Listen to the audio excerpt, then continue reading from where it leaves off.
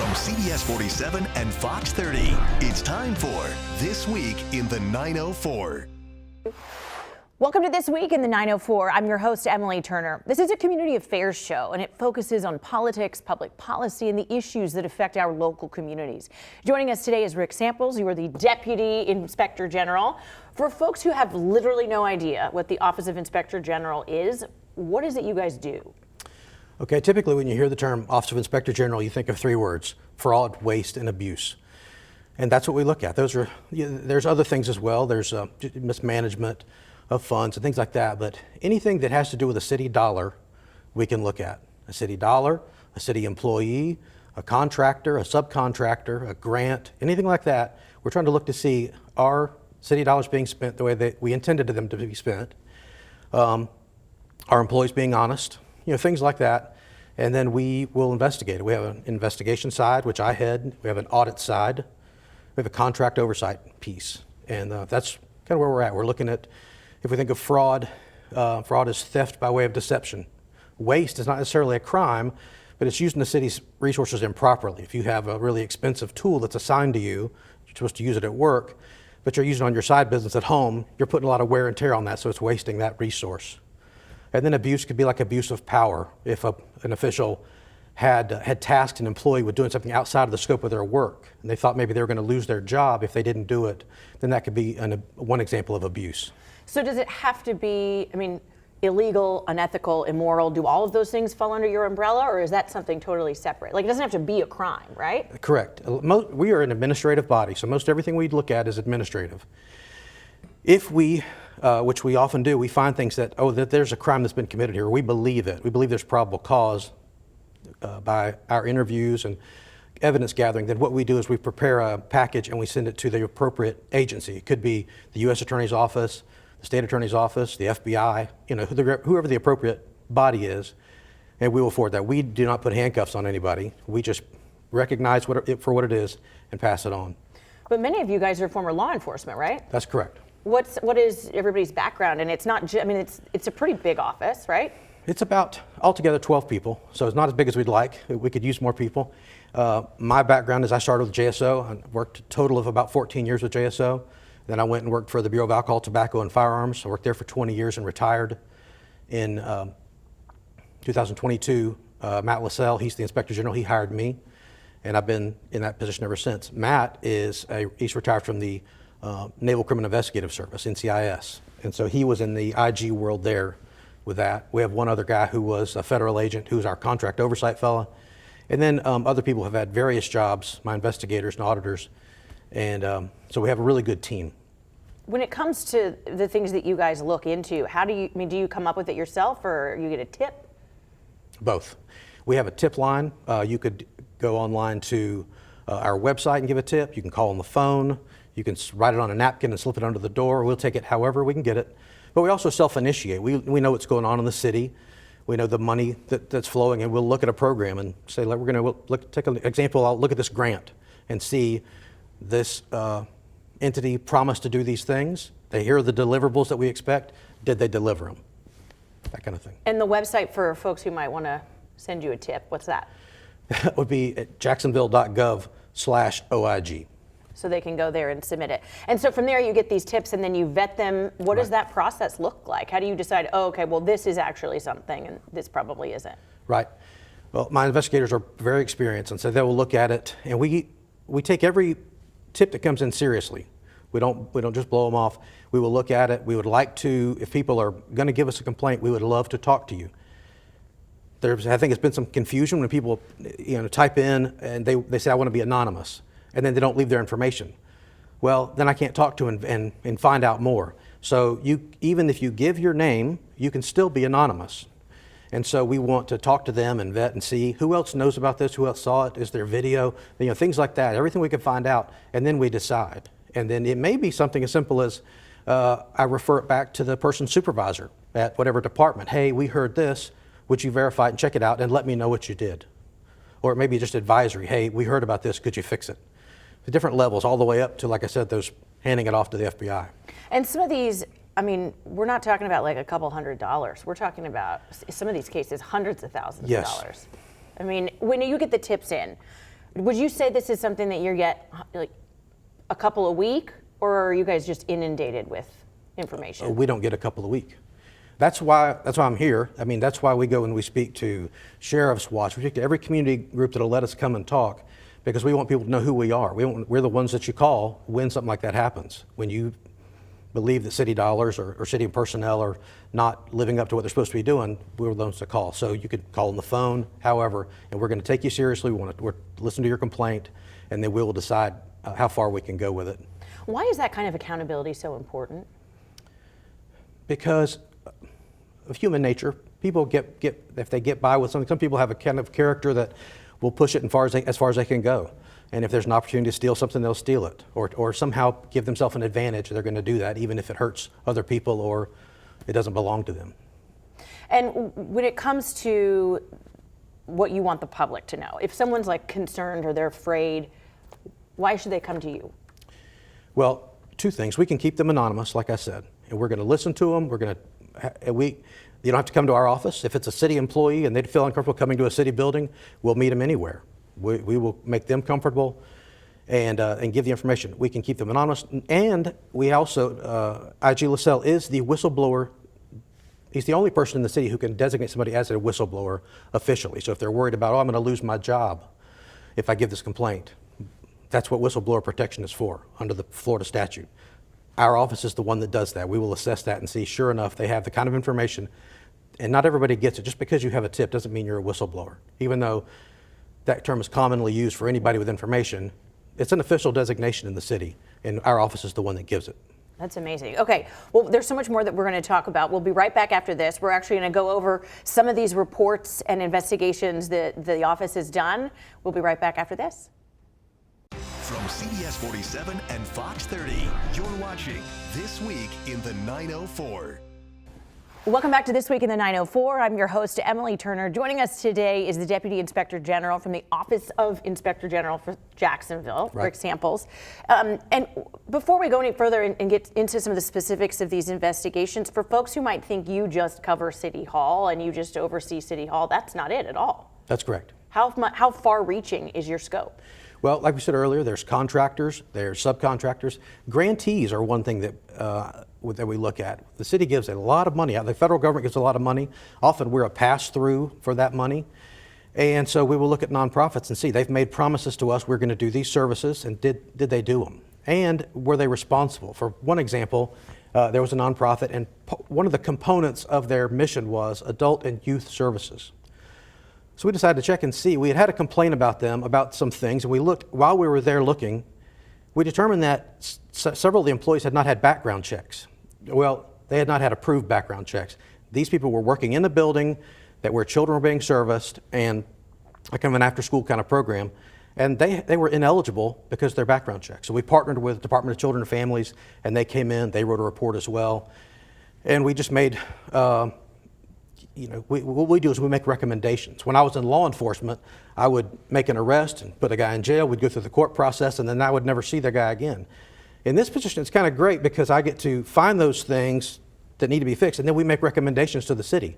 Say, hey, we reckon you do this, this, and this.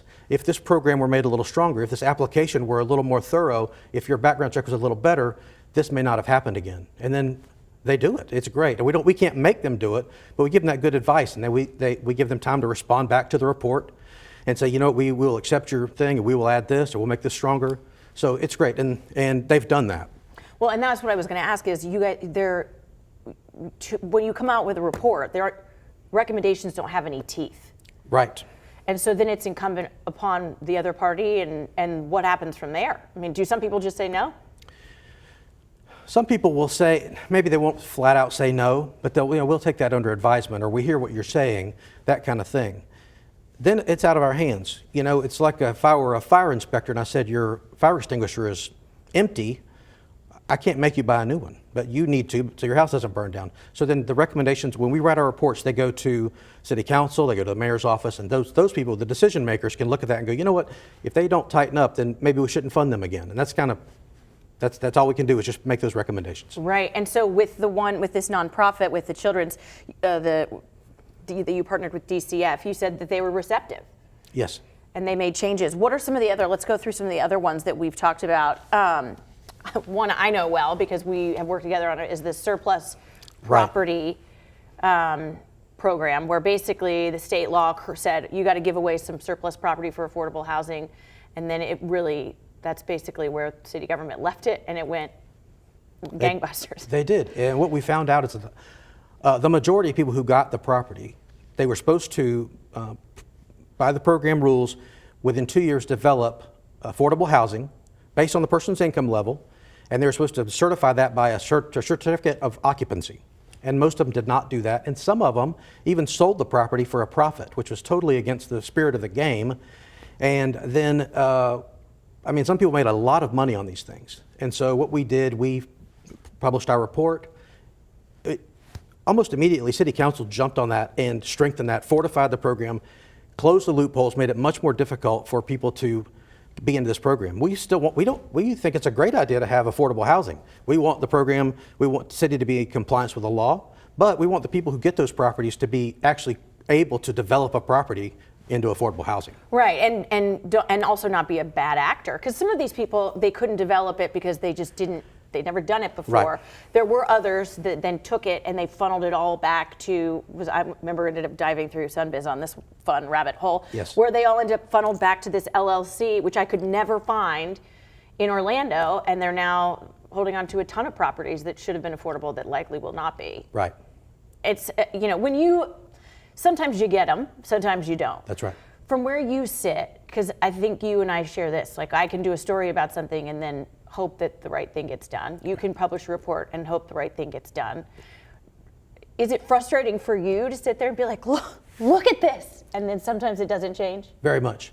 We often, people may do things that are legal, but are still not right. Yes, they got by with it because their board allowed that to happen, or they allowed that money to be spent, but that's taxpayer dollars that are going into that entity or this entity. And so we would like for people to go, but we can't regulate, hey, do the right thing. We can just regulate what's in the charter, what's in the law, what's in policy, written policy. But yeah, sometimes it's frustrating when we see a thing that should be fixed and they just let it go. And how do you guys operate with regards to, because there's the Office of Inspector General and then there's the Office of Ethics, and that's separate. That's correct. So what is that relationship with, and what would go into one bucket versus the other? Well, we have a close relationship with them, and so if they get a complaint, they have a hotline just like us. If they get a complaint that needs to be investigated, then they would call. They have no investigators at the ethics office. So they would say, hey, can y'all look into this? And we would look into it, and then we would report back to them. Or we may come up with a thing, we've done an investigation, and here are violations or not, but here are some things that we can't make a judgment call on because that's their bailiwick in the ethics. So we would refer it to them and say, hey, can you give an opinion on this? So we work together in that way and try to get the best outcome we can. Right, because they would not necessarily look into if money was spent well, but if there was some kind of a conflict of interest or Correct. Something like Yep. that. Perfect. Well, we have several other investigations we got to go over because you've been busy and done hard work, and we want the public to know all about it. So stick around with us. We will be right back after this, and we're going to go more in depth into some of these other investigations. From CBS 47 and Fox 30, you're watching This Week in the 904. Welcome back to This Week in the 904. Our guest today is Deputy Inspector General Rick Samples. You guys have done a lot of great work. One of the things that you spent time looking into is COVID relief money, specifically Yes. to rental assistance. Right. Because I'm not as familiar with this either. What basically was going on? Well, like I said before, the federal government would give money to all the cities, and so the city would call it pass-through. This has never happened before. So in our history, the cities don't have a mechanism in place to give out that much money to that many people that fast. So they were kind of making up as they went, and they did their best job they could. We have not dinged the city, so to speak, because they were doing the best like everybody else in the country. Mm-hmm. However, when free money comes out, the fraudsters' antenna goes up, and they're going to come and defraud it. So one example was the Emergency Rental and Assistance Program. The idea was to help people who were behind on their rent. Maybe they're out of work and they couldn't pay their rent. And so instead of the money going straight to the applicant, the idea was we'll give it to the landlord and maybe that will reduce the fraud. But the landlord, some of them were anxious to get some of that free money. So what they would do is if they had, say, 13 properties, they would have their friends or whatever say, hey, put an application at this address. You put an application at that address, and you and you and you. And so then they would max out the money that was available, and they said, oh, you know what, and I'm going to charge you $300 late fee per month. It was insane. And so we did a couple of cases based on that. Well, we did several actually, and several were referred for prosecution. One of them was $215,000+. One that we just got an update on was $99,000. The person defrauded the city and the state of these kind of funds. And so sometimes they would pay the people that helped them out, but it was a conspiracy. You have to have people cooperating with that. And some people have said that the COVID-19 was the biggest grift in the history of the United States because we've lost so much money to the fraudsters because it was just so difficult. There was just not a mechanism in place to do what needed to be done. And the city did their best. And they've actually, again, worked on this with these loopholes to try to make it stronger. When we said, hey, if we make this form a little tougher, we make the questions a little different, then yes, it'll be easier to stop it next time. Let's hope there's not a next time for Right. COVID. We could all really use not another pandemic, Right. I think. But in the event that there is some mass giveaway of money or there is some benefit, I mean, what are some of the things they put in place that will change that they toughen that up?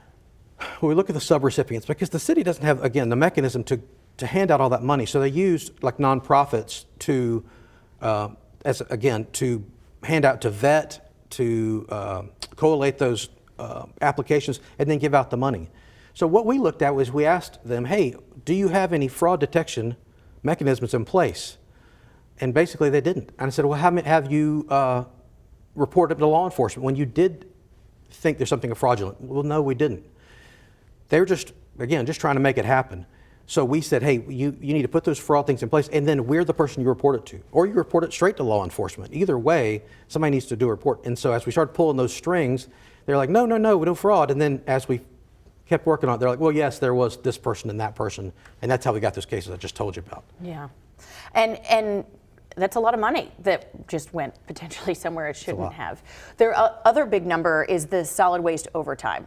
Yes. There was, a ton of money that they spent on overtime that you guys found maybe shouldn't have been spent there, or you couldn't quite prove it, but it was questionable, right? That's right. We got a tip that some people were working overtime or were claiming overtime that perhaps they didn't work. We looked at it, and there were some other allegations too. We looked into it. By the way, all of our reports are online. Anybody can go. Everything that we do is totally open source. You can go and read all these reports in detail. They're actually quite jaw-dropping. Yeah, Sometimes when you get into the nitty-gritty, you're like, yeah. oh. We only have time to talk about a couple, but they're all online. You could look at every one of them. But what we found out is that there was a lot of overtime that could not be proved. We went and looked at boxes and boxes of basically a daily log for these drivers. They were incomplete, they were illegible, not signed by a supervisor, all things that would have shown mileage in, mileage out, times and stuff like that. And we determined roughly that the year before we did our report, it's about $2 million in overtime.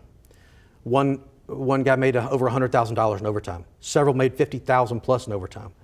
When we talked to, this is what I'm talking about when the city acts, we brought the division director in. Now he's not signing timesheets. He's the boss. We brought him in and told him this. He goes, well, I'm going to fix that. I'm going to go back to my office and fix that.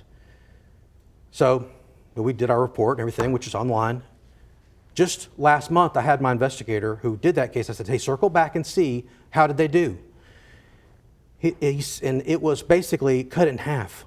$1 million savings from that 1 year because now they're making sure people are doing what they're supposed to be doing. They said they were going to do it and they did it. And that's to us a win. People need overtime. Sometimes you got to work. They're short-staffed or whatever. So we're not saying don't give overtime.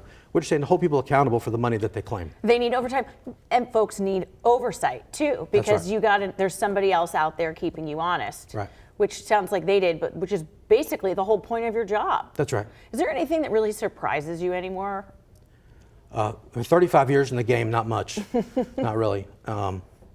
And that's sad, but when you think you've seen it all, somebody will top it with some. Well, in Jacksonville, consolidated government's huge. There's probably limitless opportunity, if that's what you want to call it, for you guys to do your job. Right.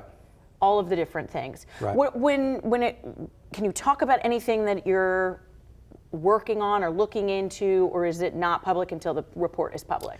It's like any law enforcement investigation. It's not public. We can't talk about an open investigation, but we don't. Everything that we do, again, we report, and we put on the website, or we'll, if it's something that's not a report, we just put it out, maybe like a press release or something like that. We're on Twitter, so we try to keep it open, and we want to be totally open. We have open door policy. Anybody can talk to us, ask us questions. We'll share everything that we can once it's done. Right now, we're looking at some contract things that could be potentially out of line and stuff like that. We definitely have some things in the works that will be coming out eventually. Well, perfect. And now you know how to get a hold of you. Yep. They can go to the website. Well, Rick, thank you so much for your time. I appreciate it. And thank you guys at home for sticking with us this Sunday. We'll see you next week for another episode of This Week in the 904. Thanks for watching This Week in the 904.